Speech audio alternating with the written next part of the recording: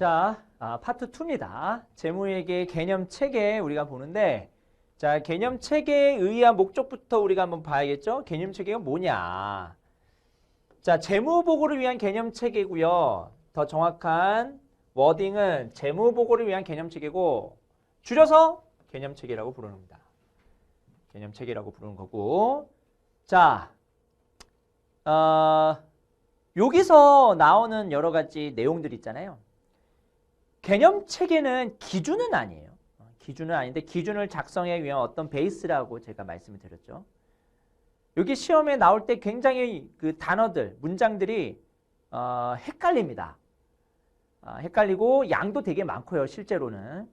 그래서 시험에 나올 법한 그런 문장들만 저희가 적어놨고, 이 문장들 위주로만 공부를 해도 시험에 합격하는 데는 큰 무리는 없습니다. 다만 우리가 배우지 않았던 이외의 문장이 나온다. 그랬을 때는 그거는 약간 좀 모든 친구들이 못 풀 만한, 모든 친구들이 좀 다 어려워할 만한 그런 문장이기 때문에 답은 아는 문장에서 나옵니다.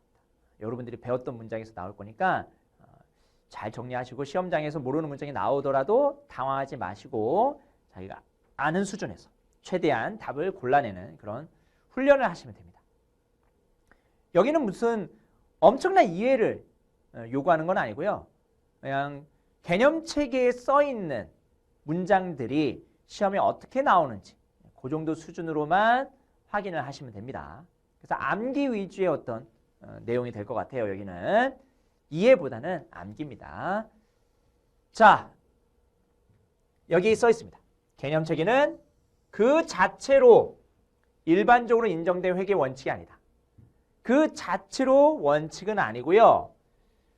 논리적으로 회계 기준을 제정하는 데 있어서 도움을 주는 역할을 합니다.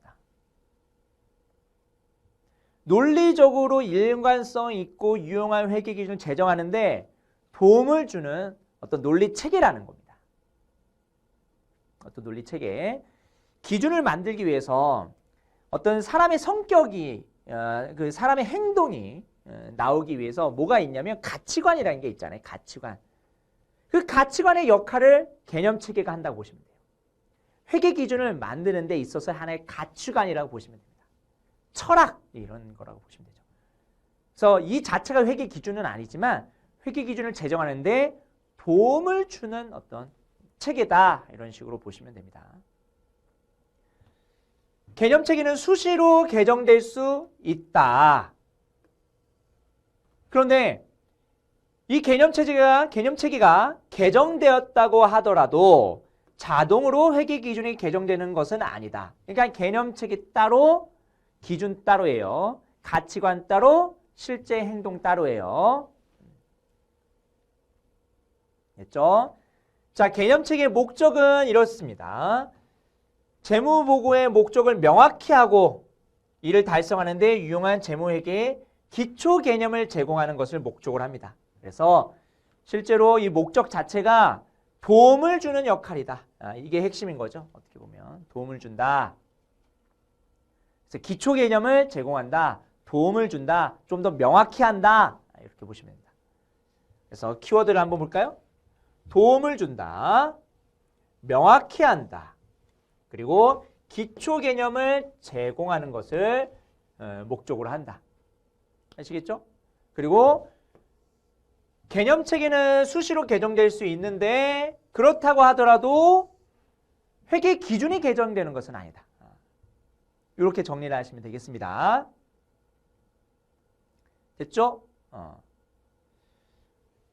그래서 읽어보면 일관된 개념에 기반해서 기준을 재개정하는 데 도움을 주고요. 계속 나오죠? 비슷한 워딩이 계속 나옵니다. 자, 어떤 특정 거래가 있습니다. 시장에서의 어떤 거래는요. 계속 나와요. 시장은 계속 변하니까 새로운 거래들이 계속 나옵니다. 그러면 새로운 거래가 나올 때마다 기준을 계속 제정할 수는 없는 거잖아요. 물론 제정을 하겠지만 너무 힘들잖아요. 어떤 공백기가 있겠죠. 공백기. 새로운 기준을 제공하기 위한 공백기. 비트코인도 마찬가지예요. 비트코인이 처음에 나왔을 때 그러면 이 비트코인에 대한 회계 처리를 어떻게 할 거냐에 대한 이슈가 되게 컸습니다. 이 비트코인을 어떤 식으로 회계 처리할 거냐. 지금은 어떻게 하고 있냐면 재고자산이라든지 무형자산에 준해서 회계 처리를 하도록 하고 있는데 혹자는 비트코인과 관련된 기준을 하나 새로 제정해야 된다고도 얘기를 합니다. 그러니까 시대가 변하면 변할수록 기준이 좀 더 복잡해지고 그다음에 우리가 공부해야 돼. 양도 많아지게 되는데 그래도 뭐는 달라지지 않나요? 뭐는 그래도 튼튼해야 되냐면 개념 체계는 튼튼해야 됩니다. 그러니까 우리가 비트코인이 나오더라도 재고자산이나 무형자산에 준해서 회계 처리를 할 수 있었던 이유는 개념 체계라는 어떤 틀이 있었기 때문이에요. 기본 베이스가 있었기 때문입니다. 그래서 새로운 거래가 나오더라도 잘 적용할 수 있죠. 그래서 특정 거래에 대한 회계 기준이 없을 때 이 개념 체계가 일관된 회계 정책을 개발하는 데 도움을 줍니다. 그리고 정보 이용자 입장에서도 회계 기준을 이해하고 해석하는 데 도움을 준다. 그래서 도움을 주는 역할을 한다. 이렇게 보시면 돼요. 자, 이 개념 체계는 회계 기준 안에 부속처럼 이렇게 붙어 있어요. 그래서 그 개념 체계를 쭉 읽다 보면은 이 제정을 함에 있어서 이 기준을 만듦에 있어서 어떤 생각을 가지고 있구나 이것들을 엿볼 수가 있습니다. 매뉴얼 오브 매뉴얼이라고 보시면 되겠죠. 자, 개념체계의 의의 목적 위에서 얘기했던 거 비슷하게 나오는데 자, 우리나라 개념체계는 일반 목적의 재무보고에 포괄적으로 적용된다. 자, 그럼 포괄적으로 적용되는 거 어렵지 않죠? 포괄적으로 적용되고요. 그 다음에 영리기업의 재무제표 작성과 공시에 한정하지 않는다. 그러니까 모든 기업에 적용할 수 있다는 거죠. 이 말은 모든 기업에 적용 가능하다. 그런데 다만 예외사항이 있어요. 이 예외사항까지 암기를 하는 게 조금 고됩니다. 고됩니다. 그렇지만 어쩔 수 없습니다. 여러분들은 공부하는 입장에서는 다 보수적으로 공부를 해야겠죠. 다만 개념체계 제정이 있어서 비영리 조직의 특수성이 고려되지 않는다. 자, 요거를 한번 이해해 볼까요? 일단은 개념체계라는 거는 모든 기업에 적용됩니다. 그래서 모든 기업에 적용이 돼요. 그런데 영리 기업이 있고 비영리 기업이 있잖아요.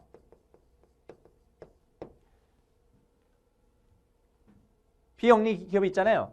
모든 기업에 적용되는 개념체계지만 비영리 기업의 특수성을 고려하지는 않습니다. 그러니까 예외사항을 고려하지 않는다는 그런 느낌이에요. 그러니까 일반적으로 네가 알아서 잘 적용해라. 나의 생각은 이러니까 그 생각을 토대로 니네가 알아서 하는 거지 내가 저기 있는 특수성까지 고려하지는 않겠다. 저기 있는 지역적인 것까지 내가 고려하지는 않겠다라는 거예요. 그래서 비영리 조직의 특수성이 고려되지 않는다는 것이 이런 의미로 받아들이시면 되겠습니다.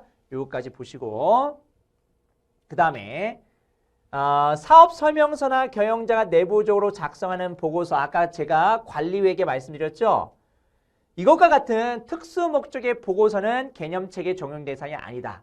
이어서 있는 거죠. 그러니까 특수 목적의 보고서도 개념체계 적용 대상이 아니다.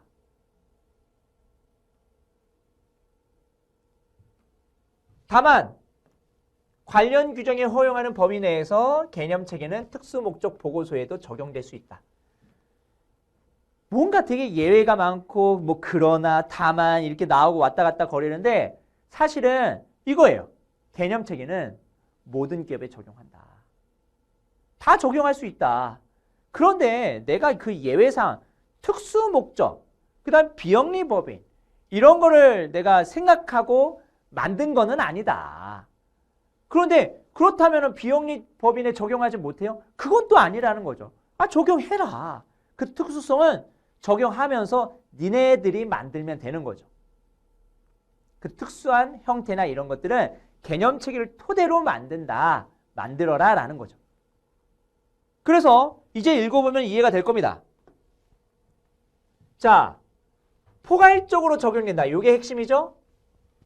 그래서 어디에 한정하지 않습니다.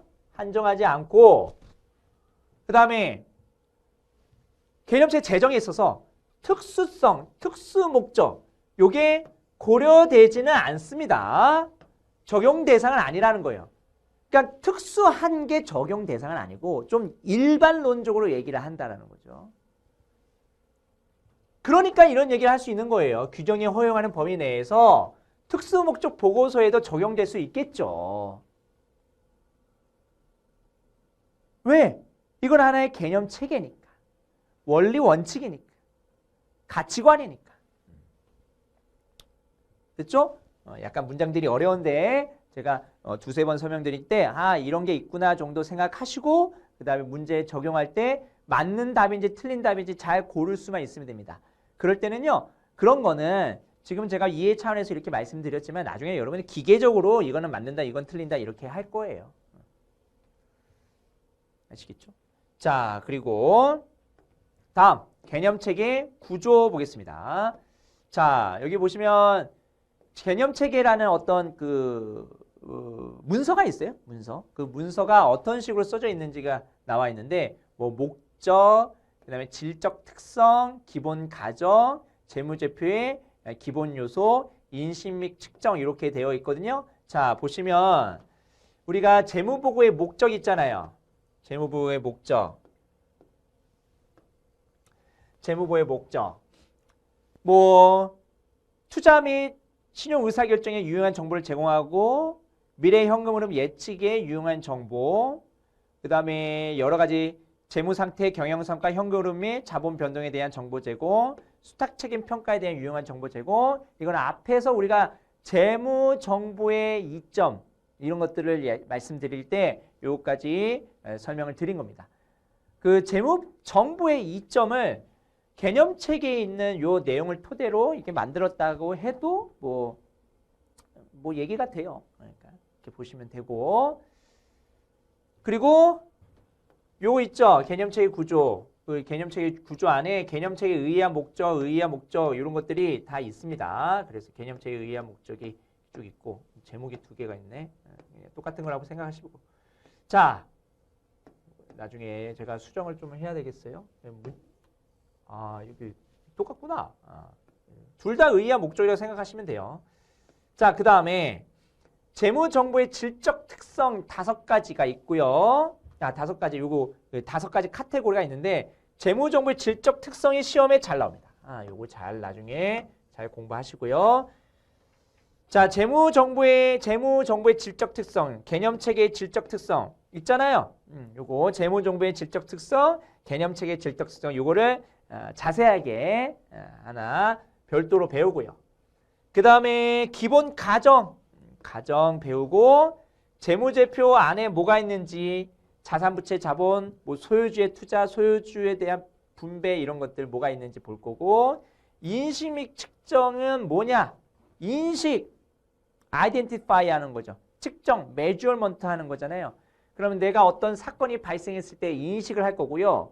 그 사건이 뭔지에 대해서 우리가 이해를 한 다음에 이거를 재무제표에 반영을 해야 될 거 아니에요. 그 반영할 때 숫자로 반영하는 거니까 측정이라는 용어가 나오는 겁니다. 그래서 인식과 측정, 어떤 식으로 재무제표에 반영하는지 그 과정이 여기 있는 거죠. 자, 요거를 하나씩 배울 텐데 제가 뭐라고 했습니까? 요거 되게 중요하고요.